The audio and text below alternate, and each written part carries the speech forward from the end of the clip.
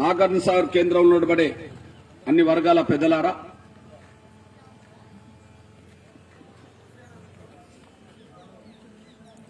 వామన్ రావుకు సంబంధించిన హత్యాకాండ విషయంలో నిన్న అరెస్టు చూపెడుతున్న సమయంలో పోలీస్ అధికారులు మాట్లాడిన మాటలు చూస్తే కేవలం వ్యక్తిగత తగాదాల వల్లనే ఎవరైతే ప్రత్యక్షంగా నల్లటి కారులో వచ్చి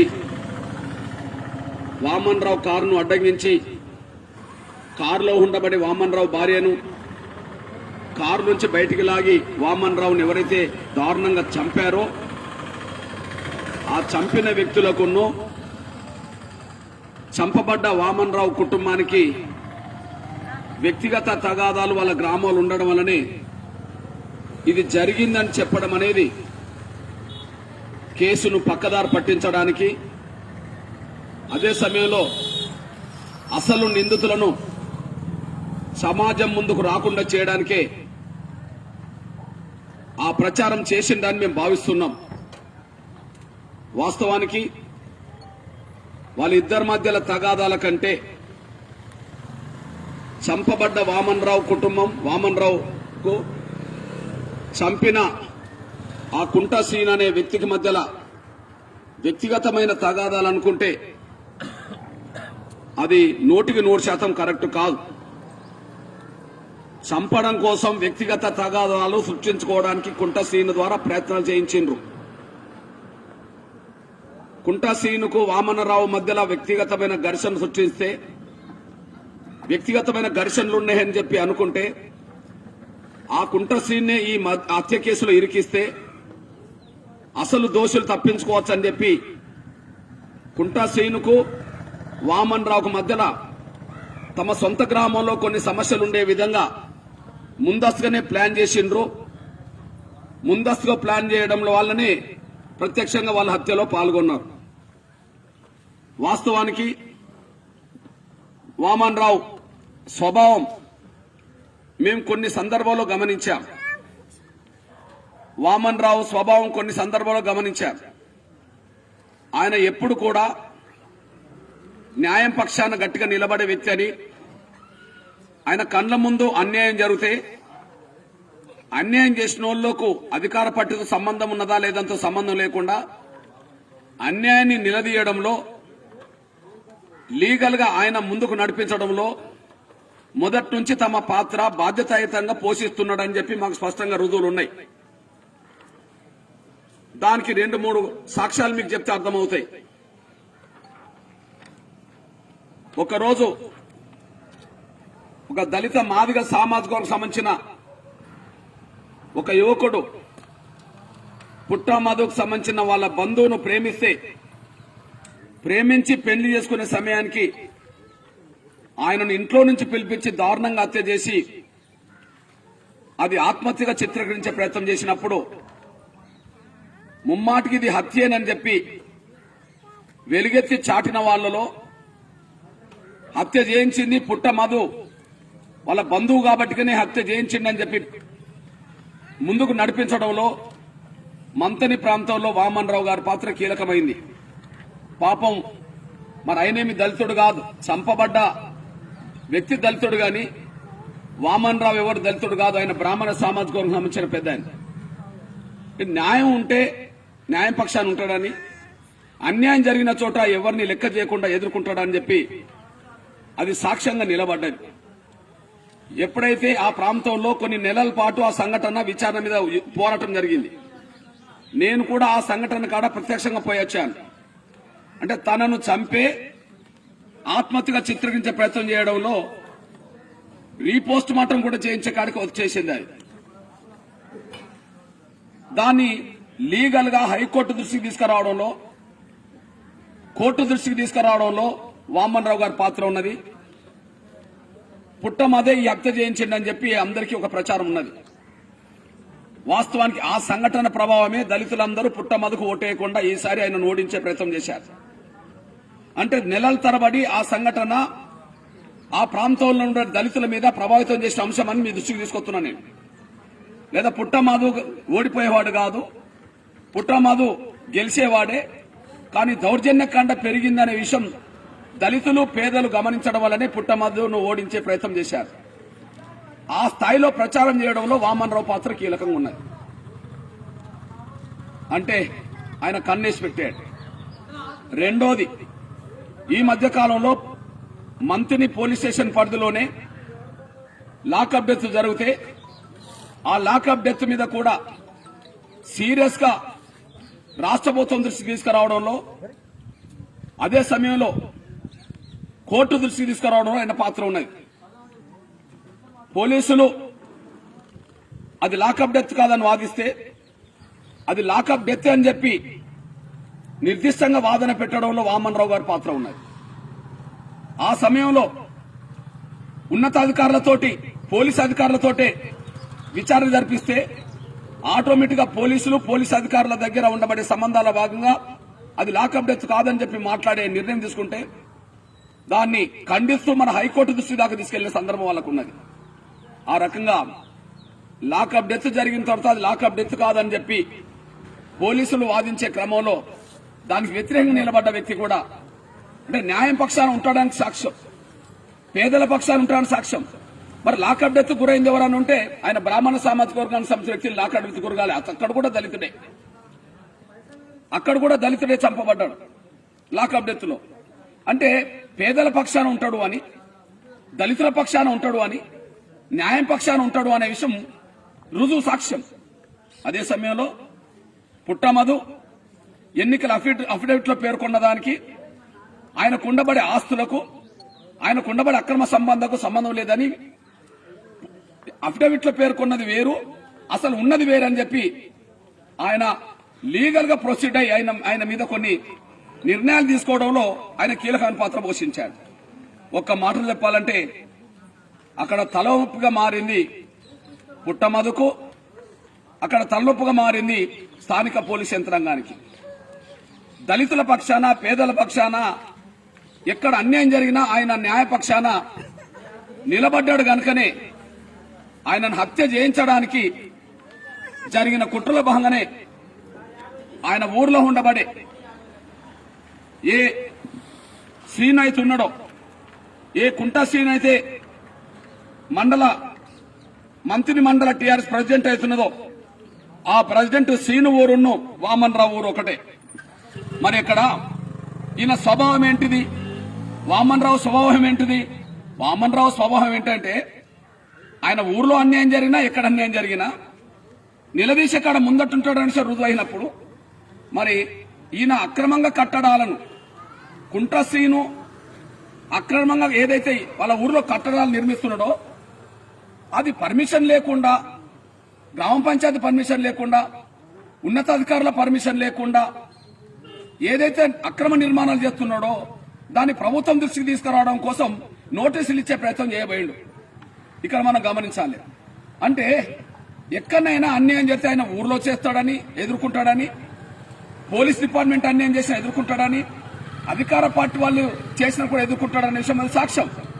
మరి ఇప్పుడు ఏ కుంట సీన్ అయితే అది వ్యక్తిగత తగాద వల్లనే చంపిండని చెప్తున్నారో, మరి కుంట సీనుకును వామన్ రావుకే వ్యక్తిగత తగాదాలుంటే మరి పుట్టమధు అల్లుడు ఎందుకు కత్తులు సప్లై చేయాల్సి వచ్చింది?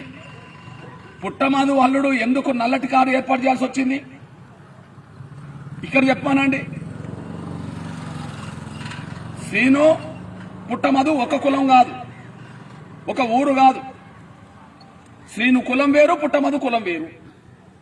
శ్రీను ఊరు వేరు, పుట్టమధు ఊరు వేరు. మరి పుట్టమధు మేనల్లుడు ఎందుకు ఆ కారు ఏర్పాటు చేసిండు? పుట్టమధు మేనల్లుడు ఎందుకు కత్తులు సప్లై చేసిండు? అది వ్యక్తిగతమైన తగాదవుతే ఆయన వచ్చి చంపడంలో కుంట శ్రీను ఆయన చంపుకోడా? ఆయన కత్తులు ఆయన సప్లై ఆయన తయారు చేసుకోడా? వ్యక్తిగతమైన తగాద అయితే కోపం ఉన్నప్పుడు అక్కడనే జరుగుతుంది కదా. వ్యక్తిగతమైన తగాద ఎప్పుడు కూడా కుట్రలకు తంత్రాలు పోకుండా అక్కడనే ఆ ఊర్లోనే జరుగుతాయి కదా. ఆ ఊర్లో జరగాల్సిన మర్డర్కు ఈయన ఎందుకు సప్లై చేయాల్సి వచ్చింది? మంత్రి దగ్గరకు వచ్చేదాకా ఎందుకు చూడాల్సి వచ్చింది? ఆయన ఎందుకు కత్తులు సప్లై చేయాల్సి వచ్చింది? అంటే ఇక్కడ ఉన్నది ఎవరైనా అర్థమవుతుంది. పుట్టమధుకు తలనొప్పిగా మారింది వామన్ రావు. వామన్ రావుకు పుట్టమధుకు వ్యక్తిగతమైన వైరం లేదు. పోలీసులు కూడా ఈ విషయాన్ని మర్డర్ జరిగినాక కూడా సాక్ష్యాలను సమకూర్చడంలో విఫలమని చెందారు.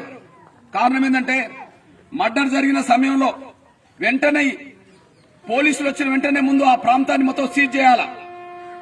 అక్కడ ఉండబడే ప్రతి రక్త మరక, అక్కడ ఉండబడే గాయాలకు సంబంధించిన ప్రతి అంశం రికార్డు చేయాలి.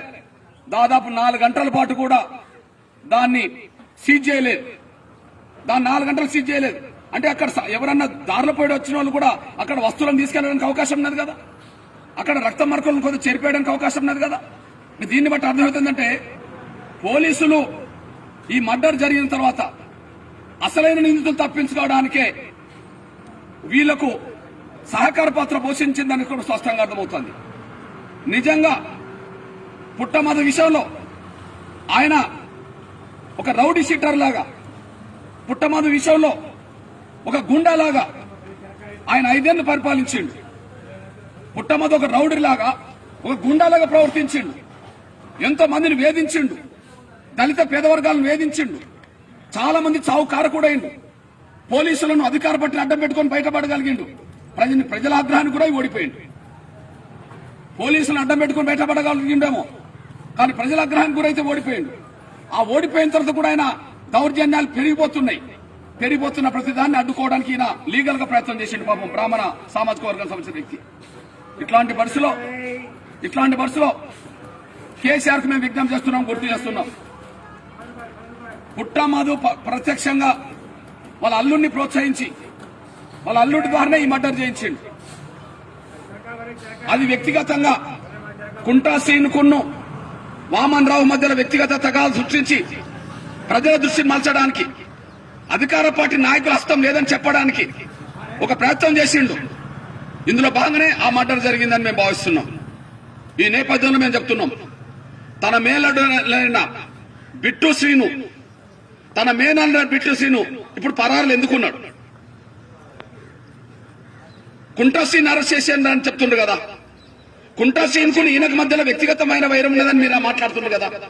వ్యక్తిగతమైన వైరం ఊర్లకు సంబంధించిన విషయం అయితే ఆయన ఎక్కడ అన్యాయం జరిగినా న్యాయపక్షాన్ని నిలబడుతున్నాడు కదా. ఆయన ఊర్లో ఏమున్నది? ఇట్లాంటి పరిస్థితిలో ఏ బిట్టు శ్రీని అయితే పుట్టమధు మేనల్లుడో, ఏ బిట్టు శ్రీని అయితే పుట్టమధు మేనల్లుడో ఇప్పుడు ఆయనను ఇంతవరకు అరెస్ట్ చేయకపోవడానికి కారణమైంది అంటే వెంటనే అరెస్ట్ చేస్తే విషయాలన్నీ బయటకు వస్తాయని చెప్పి ఆయన ఎక్కడో పరోక్షంగా దాచిపెట్టి ఆయన కూడా ట్రైనింగ్ ఇచ్చి ఒకవేళ మీరు దొరికితే గిట్ల చెప్పండి అని చెప్పి పుట్టమధును అరెస్ట్ కాకుండా చేయడం కోసం మాత్రమే ఇప్పటికీ ఆయన అరెస్ట్ చూపెట్టట్లేదు కూడా మీరు మర్చిపోద్దని విజ్ఞప్తి. అరెస్ట్ చేసిన వ్యక్తితోటమో వ్యక్తిగత తగాదాలను చిత్రీకరించి కేసును పక్కదారి పట్టించే ప్రయత్నము, అసలు దోషులను పట్టించుకోకుండా వదిలిపెట్టడానికి ఒక జరుగుతున్న కుట్రల భాగమే ఇదంతా జరుగుతుందని చెప్పి మేము భావిస్తున్నాం. అందుకోసమే రేపటి నుంచి వారం రోజుల పాటు ఈ విషయంలో సిబిఐతో విచారణ జరిపించాలి. దీని వెనుక ప్రత్యక్షంగా పరోక్షంగా మధు ఉన్నాడని మేము భావిస్తున్నాం, పుట్టమధు ఉన్నాడని భావిస్తున్నాం. పుట్టమధు ప్రత్యక్షంగా పరోక్షంగా సహకారం లేకపోతే ఆయనకు తెలియకుండా వాళ్ళ మేనల్లుడు కత్తులు వాహనం సప్లై చేసే అవకాశం లేదు. పుట్టమధు మొదటి నుంచి వామన్ రావు మీద ఒక కన్నేసి ఉంచినట్టుగా పుట్టమధు ద్వారా నాకు ప్రాణహాని ఉన్నదని చెప్పి ఆయన హైకోర్టులో కూడా కంప్లైంట్ చేసినట్టుగా ఇప్పటికే రుజువులున్నాయి గనక పుట్టమధునే A1 దోషిగా, పుట్టమధునే ఈ కుట్రదారుడుగా, పుట్టమధు ద్వారా హత్య జరిగినట్టుగా ఆయన A1 దోషిగా ఆయనను పెట్టాల్సిన బాధ్యత ఉన్నదని కూడా మేము స్పష్టం చేస్తున్నాం. కేసీఆర్ కు గుర్తు చేస్తున్నాం, పుట్టమధును శాశ్వతంగా పార్టీ నుంచి బహిష్కరించాడు. జిల్లా పరిషత్ చైర్మన్ ఉండబడి పుట్టమధును శాశ్వతంగా టీఆర్ఎస్ నుంచి బహిష్కరించండి. నిజంగా ఒక వామన్ రావు కుటుంబం సంబంధించిన విషయంలో ప్రాణాలు కోల్పోయినాయి, కానీ ప్రాణాలు తిరిగి రాకపోయినా మీ పార్టీలో హంతకులను పెట్టుకోవడం అనేది సమాజం దృష్టిలో కూడా నువ్వు దోషిగా నిలబడాల్సి వస్తుంది. మీ పార్టీలో హంతకులు పెట్టుకోవడం అనేది సమాజం దృష్టిలో దోషిగా నిలబడాల్సి వస్తుంది. కాబట్టి నీకు న్యాయం పక్షాన నిలబడగలుగుతావో లేదా పుట్టమధు లాంటి హంతకులను నువ్వు కాపాడుకుంటావో తేల్చుకోవాల్సింది నీ మీదనే ఉన్నది. కాబట్టి వెంటనే సిబిఐతో విచారణ జరిపించాలి. పుట్టమధును, అదే సమయంలో పుట్టమధు అల్లుణ్ణి, అదే సమయంలో కుంటా శ్రీను, పార్టీకి సంబంధం ఉన్న ప్రతి ఒక్కరిని తాత్కాలికంగా కాకుండా ఏదో ఇప్పుడు ప్రజల్లో ఆగ్రహం వ్యక్తం అవుతుంది కాబట్టి ఇప్పుడు సస్పెండ్ చేసినట్టుగా చేసి మళ్ళీ 6 నెలలకో సంవత్సరానికో మళ్ళీ తీసుకున్నట్టు కాకుండా ఎల్లకాలం శాశ్వత బహిష్కరణ టీఆర్ఎస్ నుంచి చేయాల్సిందిగా నేను స్పష్టంగా డిమాండ్ చేస్తున్నా. సిబిఐతో విచారణ జరిపించాలి. పుట్టమదు అల్లుడిని కుంట శ్రీను టీఆర్ఎస్ పార్టీ నుంచి శాశ్వతంగా బహిష్కరించే విధంగా ప్రయత్నాలు చేయాలి. అదే సమయంలో భవిష్యత్తులో ఎప్పుడు కూడా ఇట్లాంటి విషయాలు వచ్చినప్పుడు ఎవరైతే మాకు ప్రాణరక్షణ కావాలి, మాకు ప్రాణరక్షణ ప్రమాదం ఉన్నది అని చెప్పి ప్రభుత్వం దృష్టికి వస్తే మాత్రం వాళ్ళకు రక్షణ కల్పించే విధంగా వెంటనే హైకోర్టు దృష్టికి పోయినా కూడా వాళ్ళకు రక్షణ కల్పించలేదంటే, నాకు ప్రాణహాని పలానోళ్ల వల్ల ఉన్నదని చెప్పి హైకోర్టు దృష్టికి తీసుకెళ్లినా కూడా హైకోర్టు ఆర్డర్ ఇచ్చినా కూడా ఆయనకు రక్షణ కల్పించలేదంటే ఉద్దేశపూర్వకంగానే రక్షణ వ్యవస్థను నిర్లక్ష్యం చేసిండ్రని, ఆయనను చంపడానికి పరోక్షంగా ప్రత్యక్షంగా ప్రభుత్వ పోలీసు యంత్రాంగం కూడా ఆయనకు రక్షణ కల్పించకపోవడం వల్ల అది నిలబడ్డదనే విషయం కూడా స్పష్టంగా రుజువవుతుంది.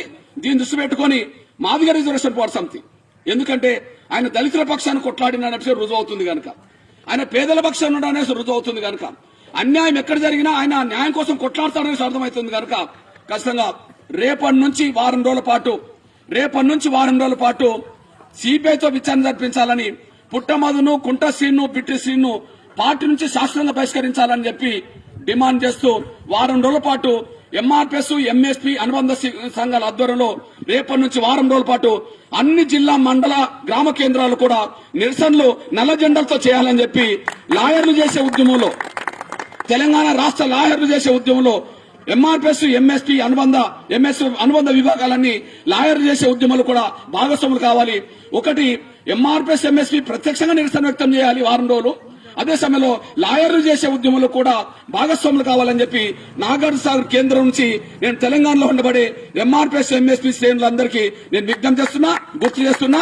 ఎట్టి పరిస్థితుల్లో వాళ్ళని బహిష్కరించేంత వరకు, సిబిఐతో విచారణ జరిపించేంత వరకు మా పోరాటాన్ని వామన్ రావు కుటుంబానికి మద్దతుగా, వామన్ రావు కుటుంబానికి అండగా, లాయర్లకు అండగా మా పోరాటాన్ని ఉధృతం చేస్తామనేసి కూడా స్పష్టంగా పేర్కొంటున్నాం. ధన్యవాదాలు. తొలగించాలి పుట్టమదును జడ్పీ చైర్మన్ పదవి నుండి వెంటనే తొలగించాలి, శాశ్వతంగా బహిష్కరించాలి పదవి నుండి వెంటనే న్యాయం చేయాలి. వామన్రావు కుటుంబానికి ప్రభుత్వం వెంటనే న్యాయం చేయాలి. వామన్రావు కుటుంబానికి ప్రభుత్వం వెంటనే సస్పెండ్ చేయాలి. శాశ్వతంగా టీఆర్ఎస్ పార్టీ నుండి వెంటనే సస్పెండ్ చేయాలి. టీఆర్ఎస్ పార్టీ నుండి వెంటనే ఖబర్దార్ కేసీఆర్, ఖబర్దార్ కేసీఆర్, సిగ్గు తెలంగాణ రాష్ట్రంలో హత్య రాజకీయాలు, సిగ్గు తెలంగాణ రాష్ట్రంలో హత్య రాజకీయాలు. కాపాడుకుందాం తెలంగాణ.